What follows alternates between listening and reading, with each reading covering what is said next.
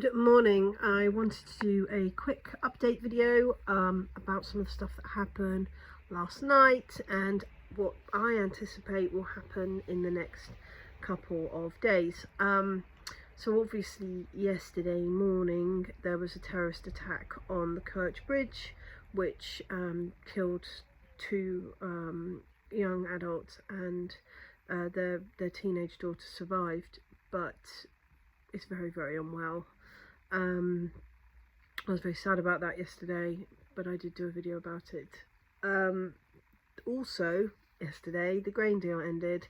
I've been talking about the grain deal for at least the last year because for me I think that this is the big thing that's going to significantly impact and maybe bring home a little what's really going on to the people of Europe, because the grain that has come from Ukraine, I don't know that it's really been given to humans. I think it's more been given to as animal feed, etc., has deflated, the right word. It's prevented a massive spike in inflation of food prices in Europe. And if you look at Britain compared to Europe, you can see that food prices in Britain are much higher than in Europe, partly because of sanctions placed on Britain by Europe after our leaving of the EU, but also because of this use of Ukrainian grain to keep those prices down.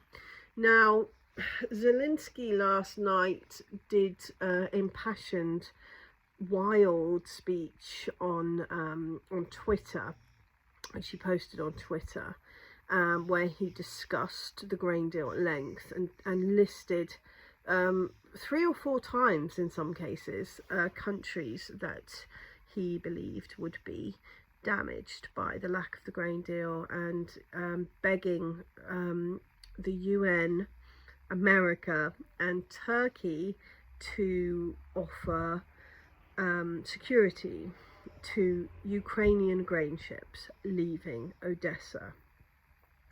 Now obviously that would be impossible without there being a full-blown world war.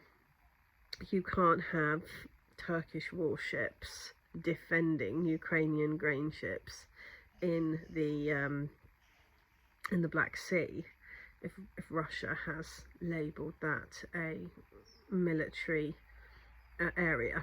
You know, that would be, it's just a very bizarre thing to have asked. What Zelensky should have asked if he wanted this grain deal to continue, and I also extend this to Blinken and Jens Stoltenberg and everyone else who's come forward to discuss the grain deal. Erdogan, looking at you, kid. You know, this is something that should have been considered and thought about before. And I think that it comes down to a very simplified way of looking at politics, and a continued, and we see this all the time, a continued inability to understand the very clear, I believe, thinking of someone like Mr. Putin. Mr. Putin has made it very clear for weeks now that the grain deal will not be continued. He's made that clear. He's explained why. I mean, this has been obvious that this is coming, and they know that, or they wouldn't have attacked the Kerch Bridge in the way that they did yesterday morning, which let's face it, has you know, knocked in the final nail of that coffin. Reports seem to show now that the amphibious drones that were used to attack Kerch Bridge, and there was actually 4 of them, 3 were repelled and 1 got through, or 2 were repelled and 1 got through. I apologise, not being a military person, I don't know the details of that, but there was more than 1. And they came from Snake Island, and Snake Island was part of the grain corridor, so it shows how much weaker Crimea has been when it comes to this grain deal. And that is what should have been looked at from the very beginning. What are the various actors involved?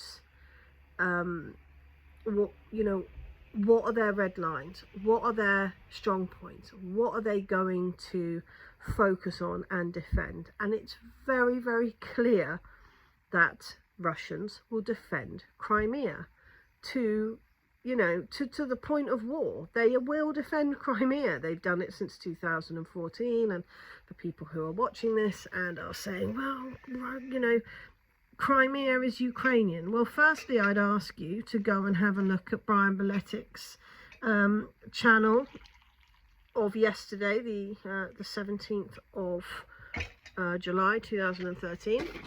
He did a wonderful speech about Crimea and took through a American survey that was done in Crimea. It's not even Russian, it's an American survey that's done in Crimea, which explains quite clearly that Crimea is and always has been Russian.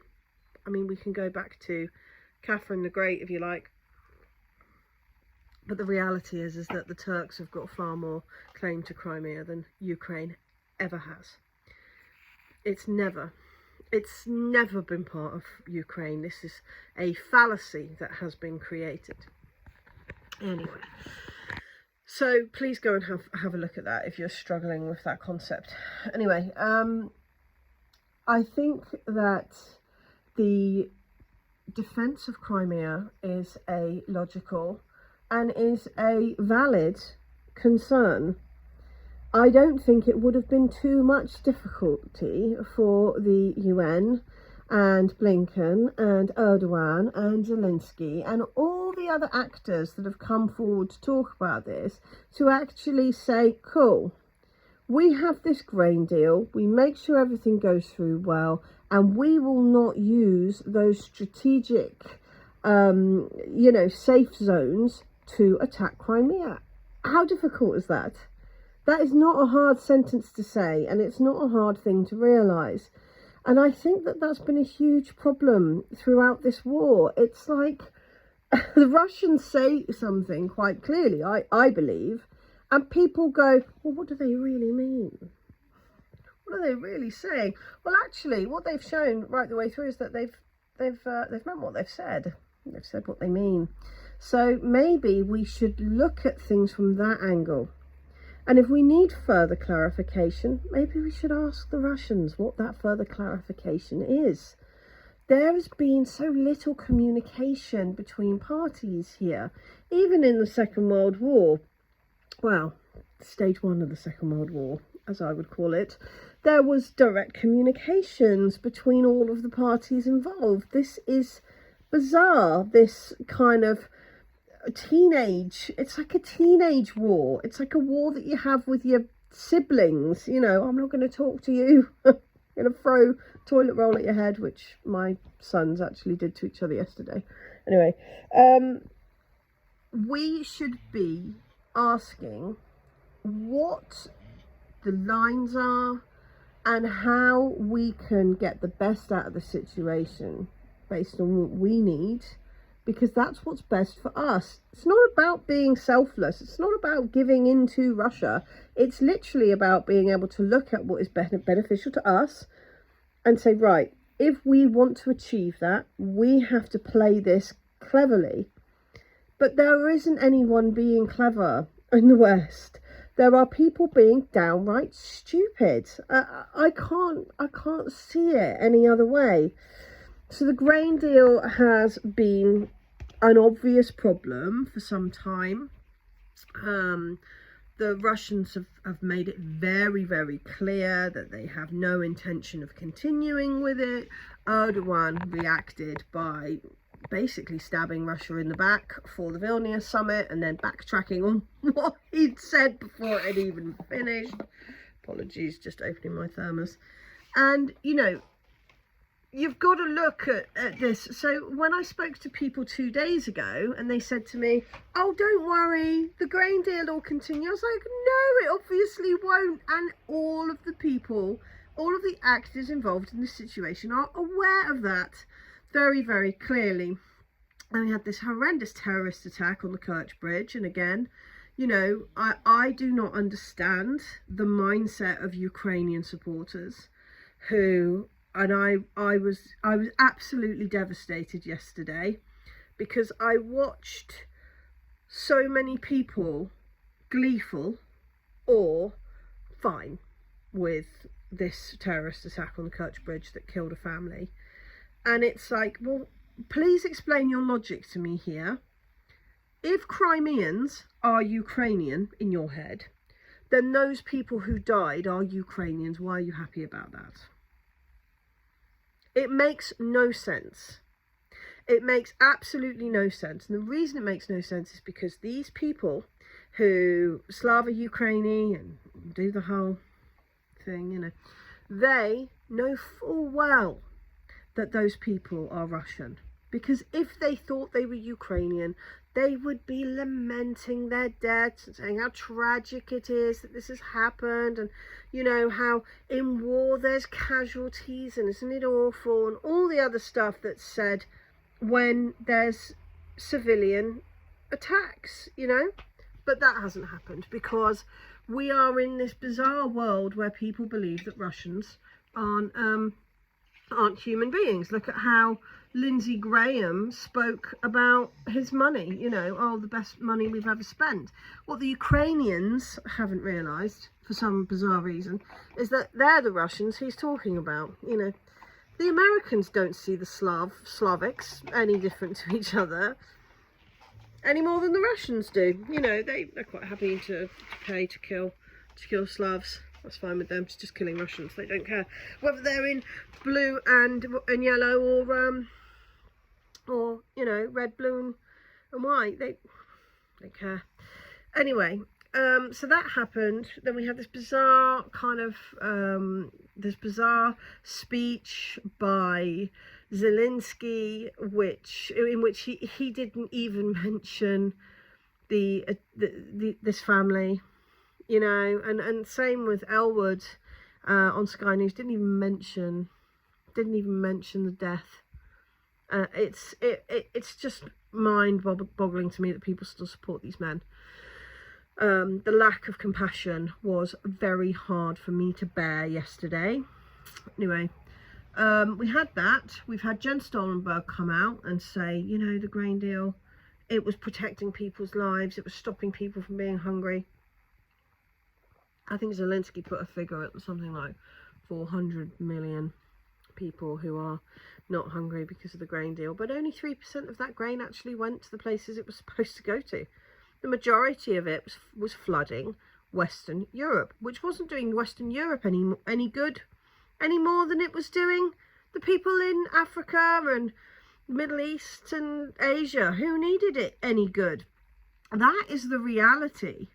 So it must be bizarre, and I often think this, it must be bizarre to be a Russian. It really must, and to kind of look at all of this and be like, you know, that's what we've been saying. We've been saying these things, and they've been totally ignored. No one gave a toss 2 weeks ago that none of the grain was getting to Africa. Nobody. But now that the grain deal's ended and they can, like, call it in a blame game, all of a sudden it's a huge issue. It's time to stop trying to push blame on either side and actually come to the table and have a chat about how we move forwards. That's always going to be my view. So it's been that today. There's also been a shift, I think, actually in Ukraine. And I say this because I've seen a couple of Ukrainian TikTok accounts appear that are bravely discussing how people feel in Ukraine about the Kiev regime and about Zelensky.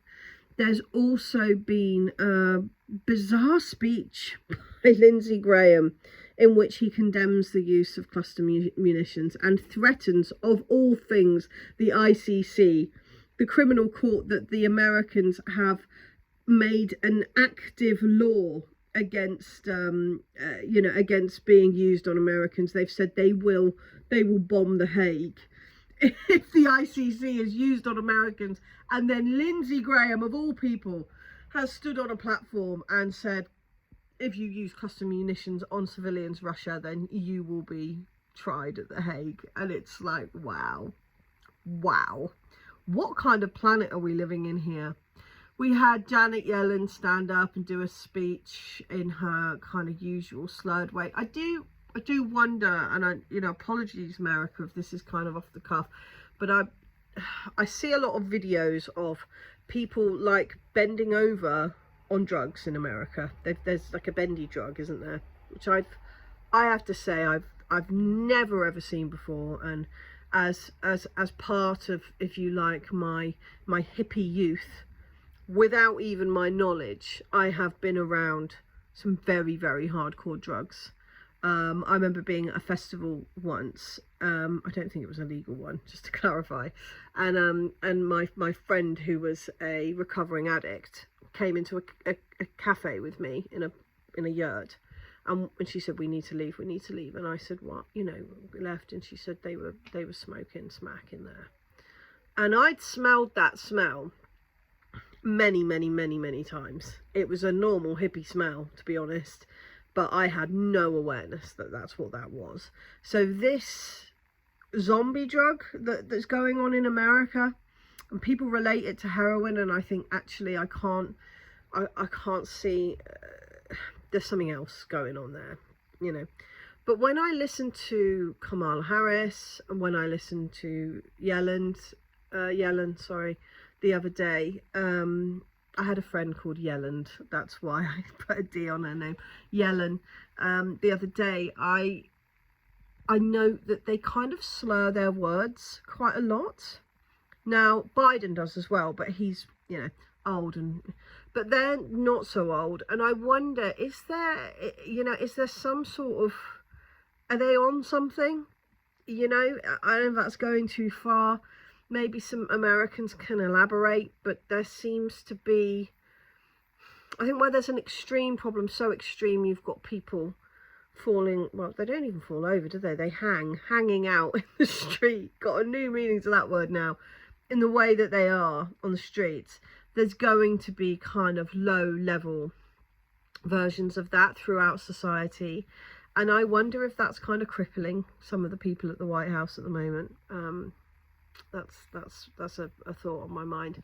Anyway, she came out and spoke in India about the American economy, and it was very waffly, and it was very beside the point, and it really came across as kind of, she doth protest too much, America's economy is really strong.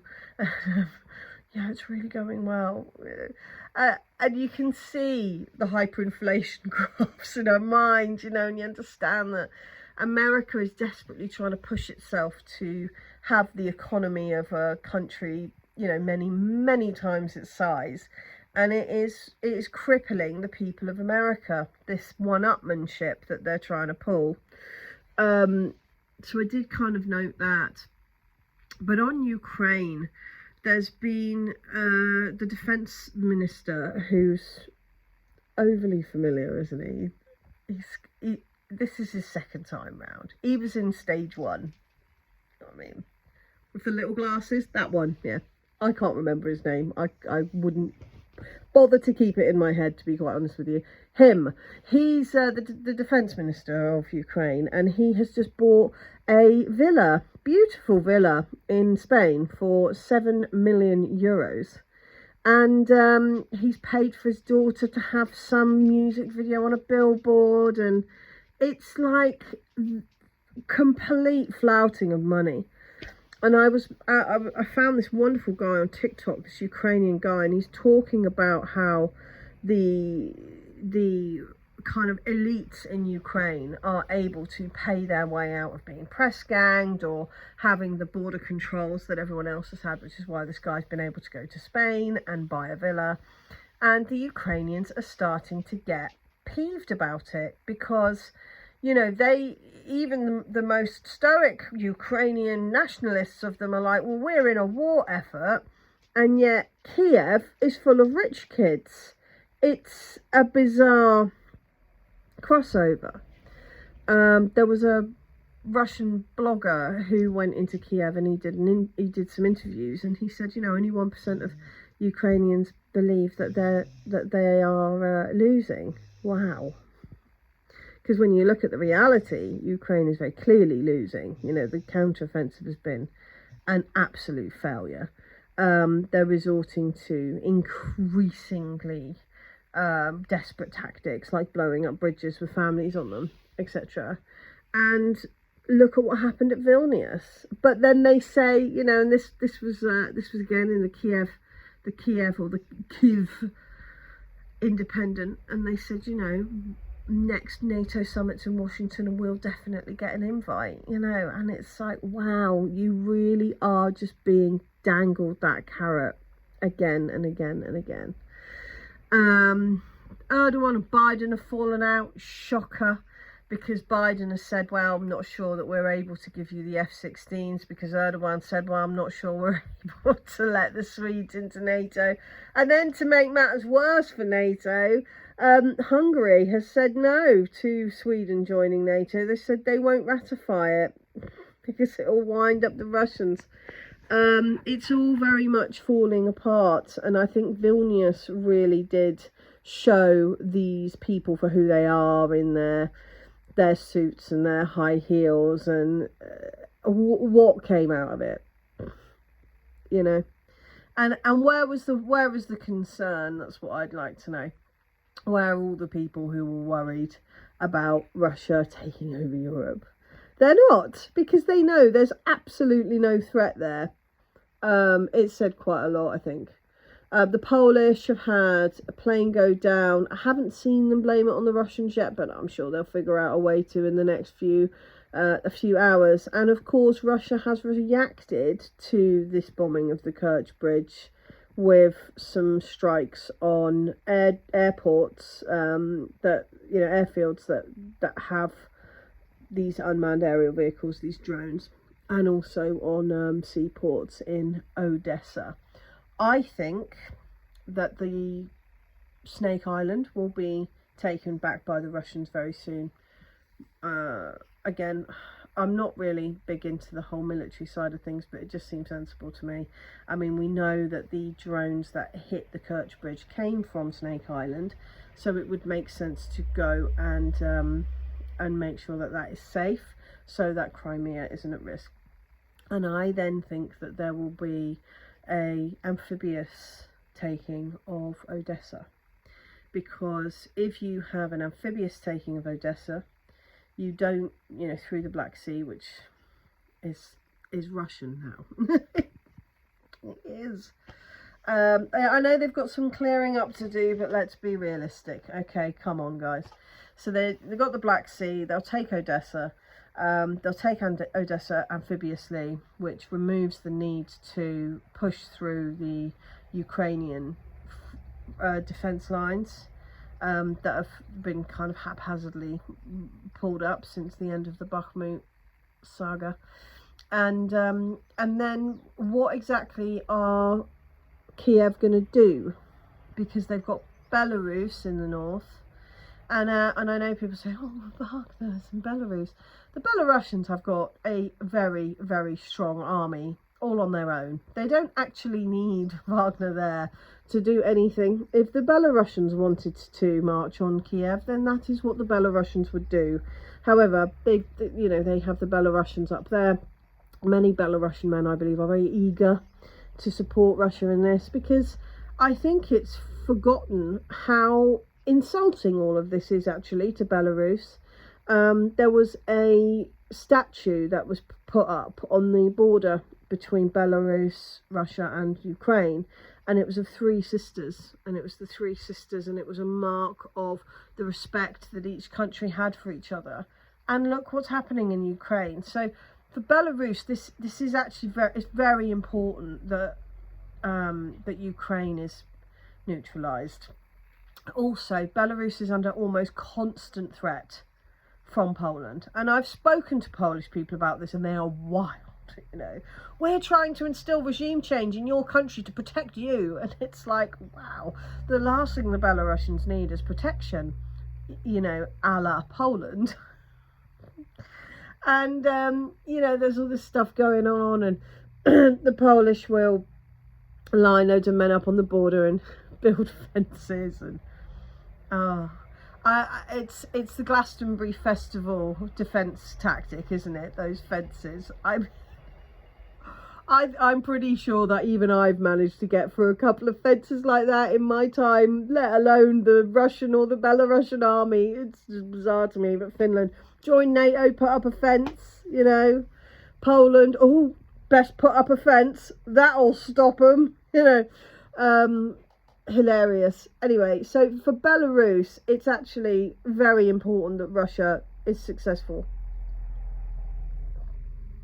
And if they weren't being successful, we would see Belarus storm Kiev. It would happen, you know, because it's existential for them. But I don't think Russia's needed that at the moment. I believe they're only using 15% of their army still. So you've got Russia to the north and the east. You've got Belarus to the north and slightly to the west. And then if you take Kiev, you've got the entire of the south as well. At that point, you would think that the Ukrainians would choose to sue for peace. I mean, I think it's a big shame they've let it get this far, because I personally feel like they have lost Odessa now completely.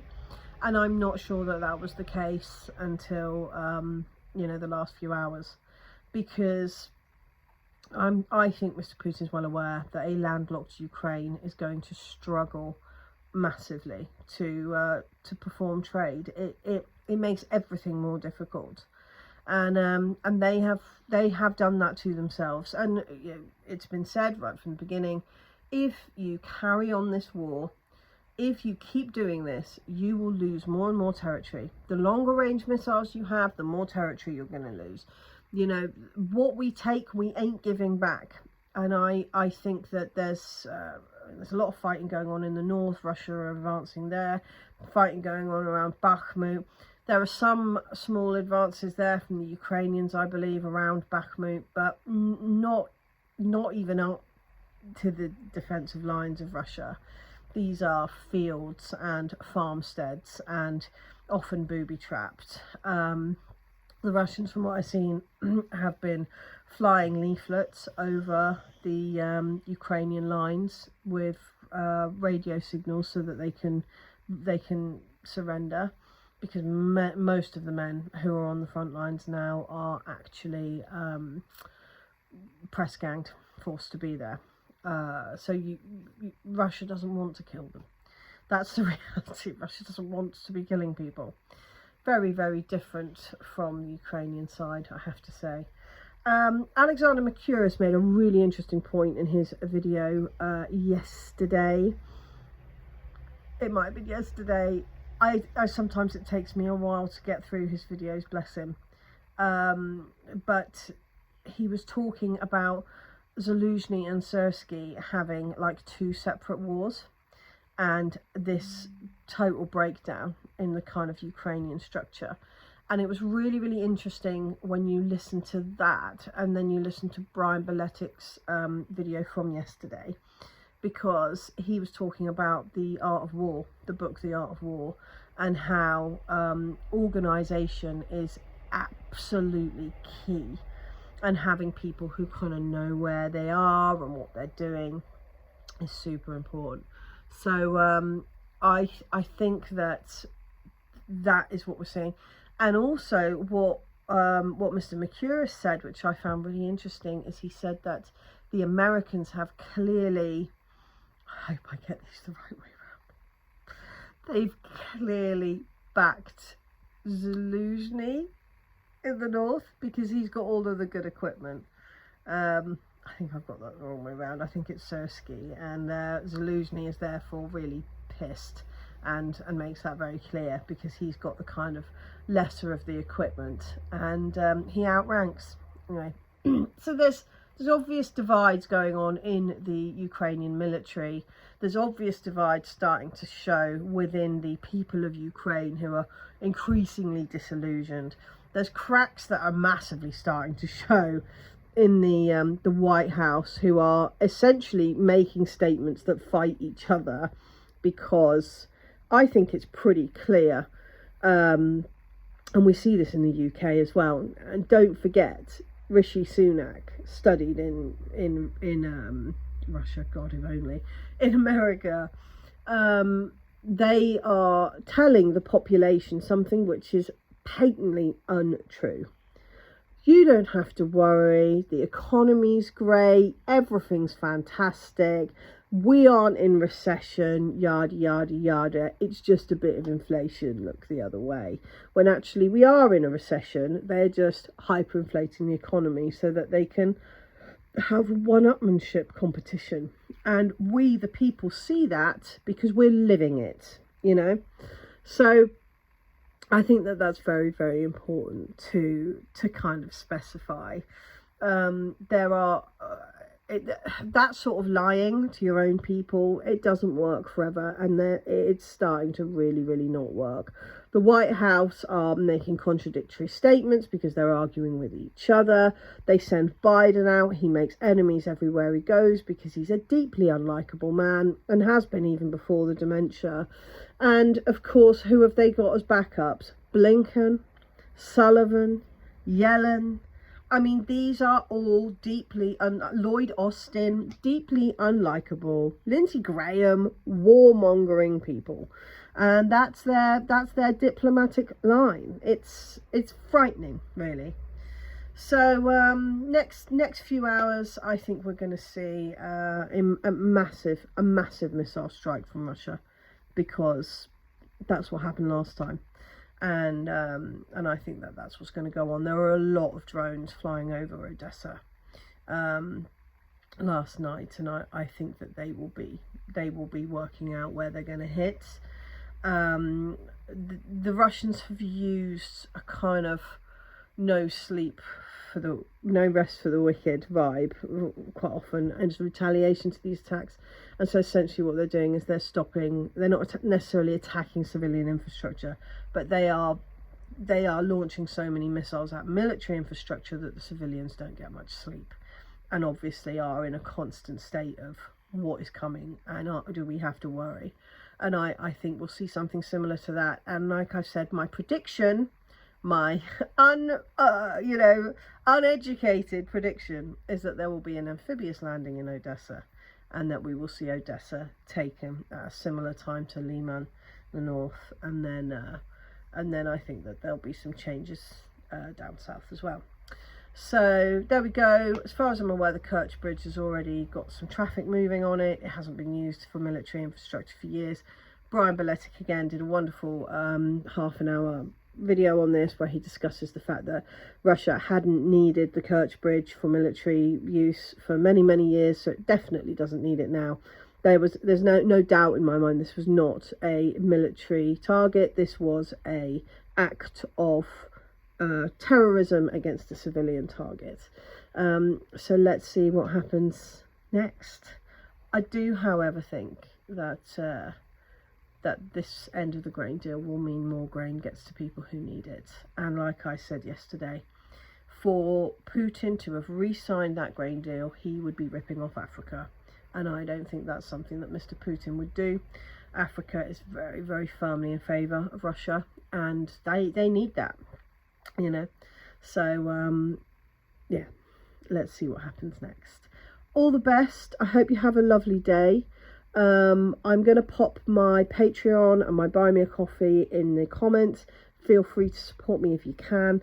Like and share my posts, and please do subscribe to this channel.